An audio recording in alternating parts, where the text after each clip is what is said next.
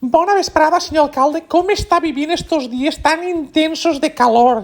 Sincerament, crec que tinc a punt de bullir els dos ous ara mateix i amb aquesta calor sé que hi ha hagut uns talls importants de la llum d'Iberdrola que ha provocat en edificis de vivendes que s'acaba cremant la bomba d'aigua, que ara no hi ha aigua. Jo, com estic governant en minoria, me toca compaginar també de cambrer, o sigui, la vida està complicada per a tots. I degut a esta ponenta que demostra el canvi climàtic, anem a seguir l'agenda 2030 i hem decidit de forma extraordinària canviar l'inici de festes del dia 1 de setembre al 29 de setembre.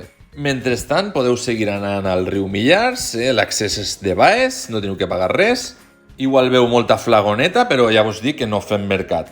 Per lo que me diuen, que jo no he anat, hi ha una harmonia total entre cultures, allí n'hi ha moros i cristianos, n'hi ha gitanos i payos, n'hi ha rumanos i panchitos, també hi ha gent que vol anar en el seu animalet, en el seu gosset, o aquell que vulgui aportar un cerdet, si s'ha casat en un burrianer o una burrianera, també el pot portar. I per al que siga més de piscina, tenim la piscina de l'Ermita, la piscina d'estiu, amb uns preus molt populars. Així teniu com era la piscina fins l'any passat, on quasi tot eren carrils per a que pogueren nedar els aficionats, els màsters, els del club de natació. Hi ha que dir que la majoria no van ni cara a l'aire, per molt bé que li quede a més de el banyaoret turbo, fardauets. Però això s'ha acabat, la majoria serà per als banyistes aquest any i només 2 carrils per als nedadors. Aquestes són les alternatives que tenim per a que esteu a remulla, escagussant-vos i seguirem informant.